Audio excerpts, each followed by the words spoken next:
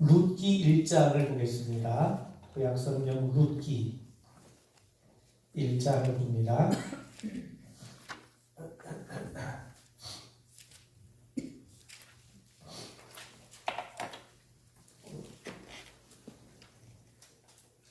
룻기 1장 15절부터 읽습니다. 나오미가 또 이르되 보라 네 동서는 그의 백성과 그의 신들에게로 돌아가나니 너도 너의 동서를 따라 돌아가라 하니 룻이 이르되 내게 어머니를 떠나며 어머니를 따르지 말고 돌아가라 강권하지 마옵소서. 어머니께서 가시는 곳에 나도 가고 어머니께서 머무시는 곳에서 나도 머물겠나이다. 어머니의 백성이 나의 백성이 되고 어머니의 하나님이 나의 하나님이 되시리니 어머니께서 죽으신 곳에서 나도 죽어 거기 묻힐 것이라. 만일 내가 죽는 일 외에 어머니를 떠나면 여호와께서 내게 벌을 내리시고 더 내리시기를 원하나이다 하는지라. 나오미가 룻이 자기와 함께 가기로 굳게 결심함을 보고 그에게 말하기를 그치니라. 아멘.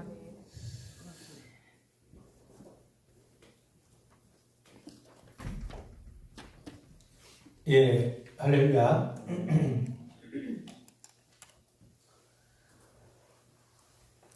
우리 인생 가운데 가장 힘들고 괴롭고 어려운 게 뭐냐면 사실 굶주림입니다. 사람의 두려움을 겪는 것보다 더 무서운 게 사실 굶주림이라고 합니다. 아무리 우리가 참고 견디고 인내해도 다른 건 내가 다 인내할 수 있는데 사실 굶주림은 쫓아낼 수가 없어요. 자, 그런 의미에서 굶주림, 기근, 여러분 이건 굉장히 우리가 고통스러울 수밖에 없는 현실이죠. 자, 오늘 우리가 이제 읽은 이 룻기라고 하는 책을 읽는데 이제 이 룻기는 그런 빈궁, 그런 굶주림, 그런 환난이 참 하나님의 손길 가운데 역설적으로 아름다운 이야기로 승화되어 있는 모습을 우리에게 보여줍니다. 비록 그들이 굶주렸고 그들이 기근에 처해 있지만 오히려 그런 어려운 역경을 통해서 참 이스라엘 공동체 안에 아름다운 사랑이 또 아름다운 인내와 자비가 싹트는 모습이 기록된 책이 바로 이 룻기입니다. 자, 여러분, 룻기는 몇 가지 특징이 있어요. 우리가 성경에 보면 여성의 이름으로 기록된 성경이 딱 두 가지밖에 안 나옵니다. 하나는 오늘 우리가 읽은 룻기고 하나는 에스더입니다. 신구약 66권 성경 가운데 베드로 전후서가 있고 여러 가지 있지만 사무엘 상하도 있고 그렇지만 여성의 이름으로 기록된 유일한 책은 룻기와 에스더입니다. 자, 그렇기 때문에 그리고 또 한 가지 이 룻은 원래 유대 사람이 아니에요. 정통 이스라엘 백성도 아니고 유대 백성도 아니고 모압 여자입니다. 이방 여인입니다. 그렇기 때문에 룻기의 주인공을 룻으로 말한다면 이스라엘 사람도 아니고 유대 사람도 아닌 비유대계 사람이 이 성경의 주인공으로 등장하고 있어요. 물론 그 배후에는 하나님 계시죠. 그런 의미에서 비유대인의 작품으로 우리가 이해할 수가 있습니다. 그리고 이 룻기가 기록된 배경은 어느 때냐면 여러분 그 1장 1절에 보면 사사들이 치리하던 때에 그 땅에 흉년이 드니라. 유대 베들레헴에 한 사람이 그의 아내와 두 아들을 데리고 모압 지방으로 가서 거류하였는데 여기 보면 사사들이 치리하던 때라는 거예요.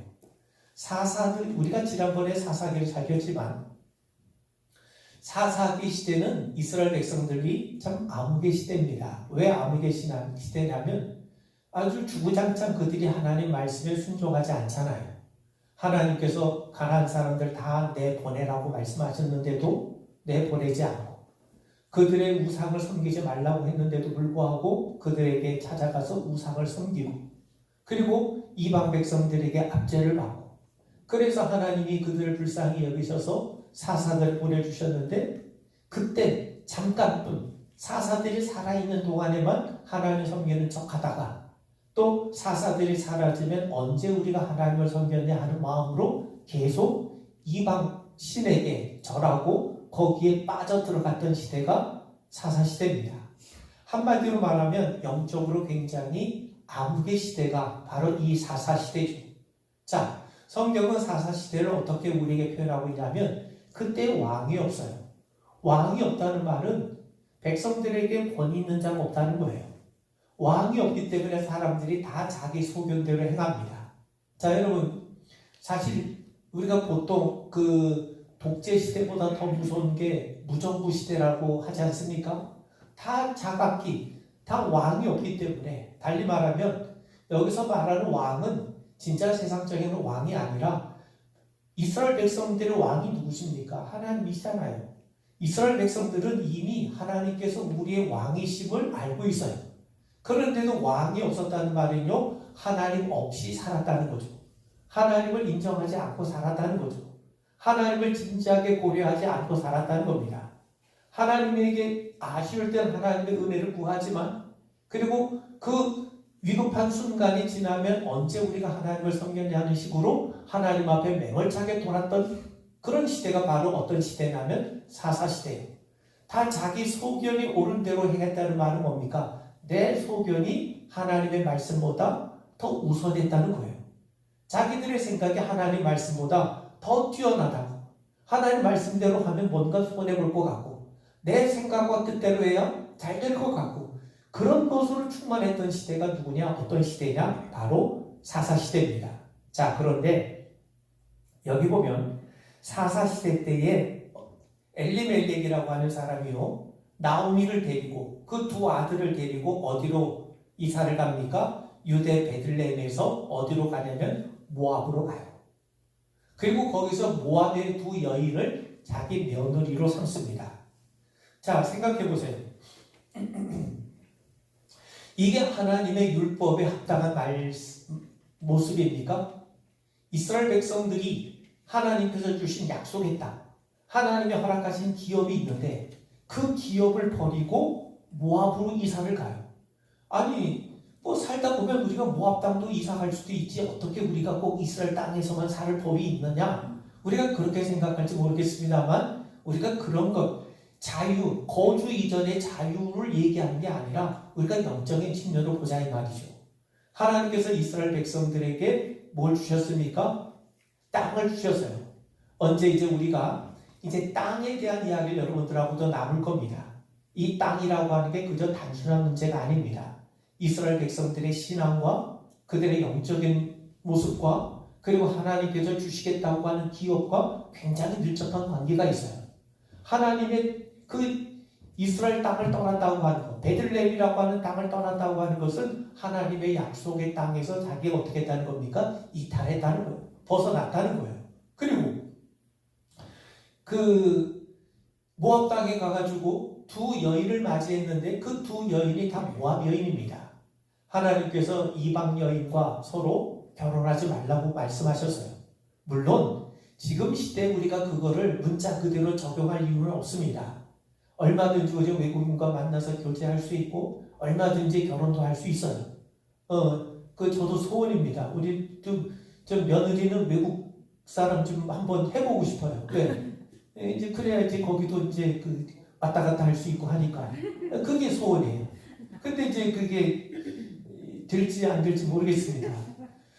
자, 여러분, 그런데 그 시대는요, 하나님께서 이방 여인과 결혼하지 말라고 했던 이유는 다른 데 있지 않고, 이방 사람과 결혼하고, 이방 사람과 통혼하고, 이방 사람들과 어울리면서 하나님을 버리고 이방신을 섬기는 우상숭배에 사로잡혀가는 것을 하나님께서 방지하시고자, 그걸 경계하시고자 이방 여인과 결혼하지 말라고 말씀하셨어요. 그렇게 따지면 이 엘리멜렉은 어떻게 됩니까? 떠나면 안 돼요. 베들레헴을 떠나면 안 됩니다. 베들레헴은 하나님께서 조상들로부터 그 가정에, 그 가문에 주신 기업이에요. 그리고 이방 여인을 자기 잡으로 맞이해서도 안 됩니다. 그런데 지금 이 엘리멜렉이 어떻게 합니까? 자기 어렵고 힘들다고 해서 자기의 동족을 등지고 그리고 약속의 기업의 땅을 떠났을 뿐만 아니라 어떻게 합니까? 이방 여인들과 서로 통혼 관계를 맺게 되죠. 그 유대 사람들이 할 수 있는 일이 아니죠. 왜 그런 일들이 벌어졌습니까? 바로 이거예요. 사사시대 때문에 그런 겁니다. 사사시대는 한마디로 말하면 하나님의 뜻보다 자기들의 소견이 더 우선적으로 앞서던 시대가 어떤 시대냐? 그게 사사시대예요. 사사시대, 그러니까 엘리멜렉이 하나의 샘플로 우리에게 제시가 된 것이지, 아마 엘리멜렉 말고도 더 많은 사람들이 가나안 땅을 등지기도 하고 이방 사람들과 통혼하기도 하고 그런 일들이 비일비재했을 겁니다. 왜? 그 시대가 바로 사사시대이기 때문이죠. 자, 그런데 룻기에 보면 나쁜 사람들이 안 나와요. 룻기에 보면 이 사람 정말 문제가 있다? 뭐 이런 사람들이 별로 나오지 않습니다. 다들 여기 이제 나오미부터 해서 그의 며느리 룻, 또 보아스 이런 사람들 보면 굉장히 참 친절하고 또 자비가 있고 사람에 대한 애틋한 긍휼도 갖고 있는 그런 인물들이 나오게 됩니다. 자, 그런데 룻기를 통해서 우리가 몇 가지 보게 되냐면, 자, 여러분, 룻기는요, 룻이라고 하는 여인이 이방 여인이에요. 이방 여인인데 이 룻이 베들레헴에 와서 뭐가 되냐면 보아스의 아내가 되고, 보아스의 아내가 되므로 나중에 그 후손으로 누가 오냐면 다윗이 오기도 하고 나중에 그리스도의 예수께서 오십니다. 그렇게 보면 어쩌면 룻기는 이스라엘 백성들만의, 유대 백성들만의 어떠한 어떤 그 폐쇄적인 어떤 인종에 관련된 어떤 민족에 관련된 폐쇄적인 것들을 뛰어넘는, 극복하고 철폐하는 그런 모습을 우리에게 보여주기도 하죠. 그리고 동시에 여러분, 이 룻은요, 남편도 이렇기 때문에 얼마든지 자유롭게 자기의 인생을 찾아갈 수 있는데도 불구하고 어떻게 합니까? 가족에 대한 진한 사랑으로 인해서 시어머니를 아주 극진하게 책임을 지고 돌봅니다. 그리고 앞서 말씀드린 것처럼 이 시대는 사사시대예요. 저보다 부도덕이 만연한 시대에서 정말 신실한 사람들의 모습이 이 룻기를 통해 우리에게 감동을 주고 있습니다. 그리고 이 나오미가 자기 룻을 도와가지고 보아스의 아내가 되게 하는 뭐 이런 일련의 일들을 보면 얼마나 경건한 여인들이 얼마나 영향을 끼치고 또 더 나아가서 이스라엘 역사에 아주 중요한 위치를 차지하고 있는가 하는 것도 볼 수가 있죠. 자, 그런데 룻기의 주제는 여러 가지 이야기가 있을 수 있겠습니다만 단 하나로 우리가 정리해 본다면 바로 하나님의 긍휼이에요. 그 룻의 활동 이면에 흐르고 있는 하나님의 긍휼하심, 하나님의 자비하심, 하나님의 은총, 이것이 바로 룻기 이면에 흐르고 있는 주제가 된 겁니다. 자, 이제 우리가 그 1장을 봤는데 1장 1절부터 5절까지는 아까 말씀드린 것처럼 사사들이 치리하던 때였다고 그랬어요. 아주 서글픈 시대입니다. 그 서글픈 시대, 그 부도덕이 만연한 시대, 다 자기 소견대로, 자기 마음대로, 자기 욕망만 추구하던 바로 그런 시대에 이 하나님은 룻을 통해서 정말 인간적인 자비의 모습, 긍휼히 여기는 모습, 그런 것이 어떠한가 하는 것을 룻을 통해서, 나오미를 통해서, 보아스를 통해서 우리에게 보여주시고, 그리고 그 이면에 하나님께서 인간에게 베푸시는 하나님의 긍휼의 역사가 나타나게 됩니다. 이제 우리가 앞으로 그것을 우리가 살펴볼 텐데, 자, 오늘 요 한 절만 읽고 마치겠습니다. 1장 21절을 보세요.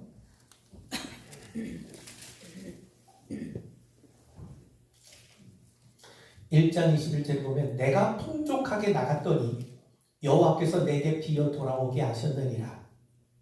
여호와께서 나를 징벌하셨고 전능자가 나를 괴롭게 하셨거늘 너희가 어찌 나를 나오미라 부르느냐. 자, 여기서 보면요, 풍족해서 나갔어요.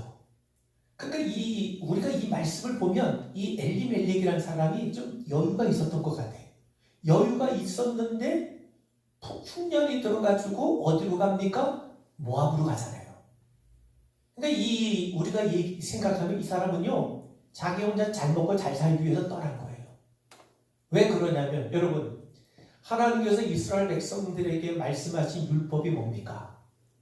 가난한 사람, 고아들, 과부들 도우라는 거죠. 내가 추수를 해도 다 악착같이 추수하지 말고 그 가에 있는 거는 떨어뜨려 놔서 가난한 사람들이 와서 식량으로 삼을 수 있게 하라는 거죠. 그리고 지금 이스라엘 백성들에게 기근이 임했다는 것은요, 흉년이 임했다는 것은 지금 여러분 우리가 그 신명의 말씀을 통해서도 우리가 배운 거지만, 너희들이 하나님 말씀에 불순종하면, 너희들이 하나님 앞에 순종하지 못하고 너희들이 우상 숭배에 빠지고 그러면 하나님께서 이 땅에 기근을 내리시고 흉년을 내리신다는 거예요. 그렇다면 비가 안 오고 흉년이 들었다면 그들이 뭐 해야 됩니까? 하나님, 우리가 하나님 앞에 회개합니다. 우리가 하나님 앞에 잘못했습니다. 이제 하나님 앞에 순종해야 되겠습니다.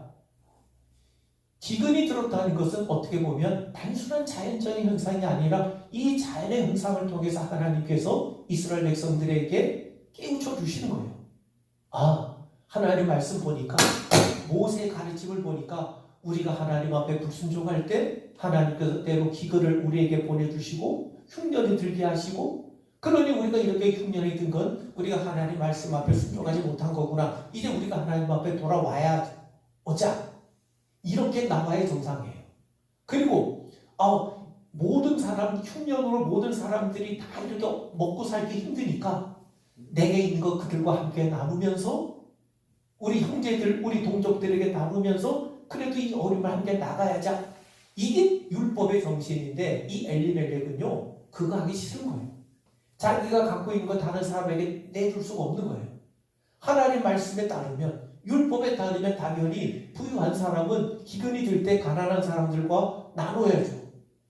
그런데 이 사람은 그걸 하고 싶지 않은 거예요. 자기 혼자 배부르고 살고 싶은 거예요. 근데 베들레헴에서 살면 사람들이 왜 저 율법도 지키지 않고 이런 소리 들으니까 그 소리 듣기 싫어가지고 모압으로 도망을 친 겁니다. 나 하나 배불리 먹고 살기 위해서 갔는데 어떻게 됐습니까? 하나님이 그 가정을 완전히 어떻게 하세요? 쑥대밭을 만들어 놓으신 거죠. 남편 잃었죠. 두 아들 잃었죠. 여러분, 여인에게 가장 큰 불행이 뭡니까? 남편을 잃은 거예요. 거기에다 설상가서 두 아들을 잃어요. 남편만 잃었다 하더라도 두 아들이 살아있으면 그 두 아들이 어머니를 봉양하고 돌볼 수 있지만 두 아들까지 잃었으니 얼마나 처량합니까? 그래서 이 나오미가 드디어 하나님 앞에 자신의 실상을 깨닫고 회개하는 모습입니다. 사람들이 나오미가 왔다고 하니까 뭐라고 얘기합니까? 내가 풍족하게 나갔더니 나갈 때는 부유했는데 여호와께서 내게 비어 돌아오게 하셨느니라. 여호와께서 나를 징벌하셨고 전능자가 나를 괴롭게 하셨거늘 너희가 어찌 나를 나오미라 부르느냐. 이게 나오미의 처사입니다. 나오미뿐만 아니라 이 나오미를 통해서 나타난 이스라엘 백성들의 모습이 바로 이런 모습이었죠.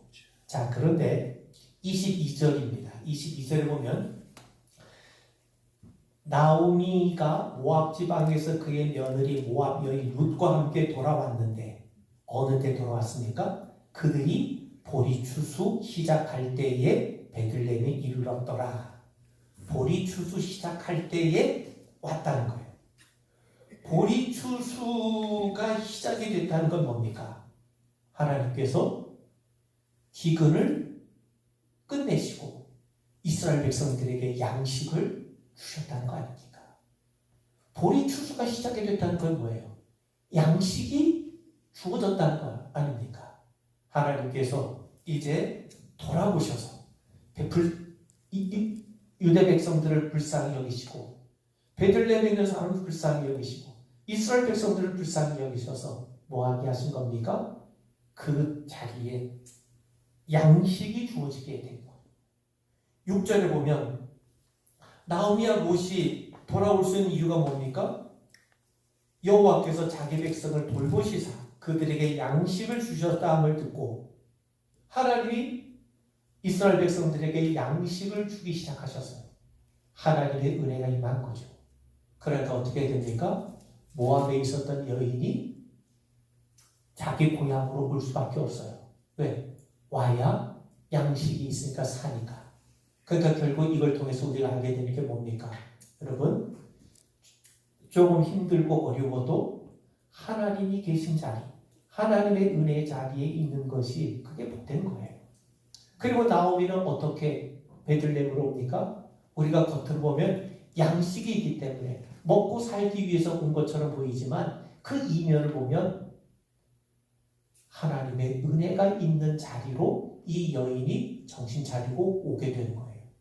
아, 내가 사는 거는 하나님의 은혜가 있는 자리에 되는구나.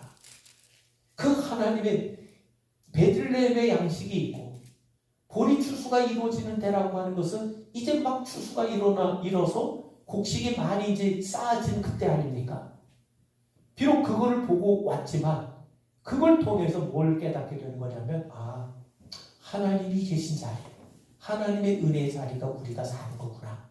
그걸 우리가 읽으셔야 되고 깨달으셔야 되고 룻기가 우리에게 말씀하고자 하는 내용은 바로 그 내용인 겁니다. 이제 앞으로 이제 그 다음에 이제 룻기 이야기를 좀 더 나눠보도록 하겠습니다. 우리 기도합니다. 하나님의 은혜의 자리, 그 자리가 가장 귀한 자리요, 복된 자리임을 기억하게 하시고 우리가 늘 주님의 은혜의 자리를 떠나지 아니하고 항상 주님의 자리에 거하는 주의 백성들 되게 하옵소서. 성령께서 늘 인도하셔서 오늘도 우리 모든 주의 자녀들이 주님으로 인해서 삶의 소망을 갖고 힘을 얻고 승리해가는 저희들 되게 하옵소서. 예수님 이름 받들어 간절히 기도하옵나이다. 아멘.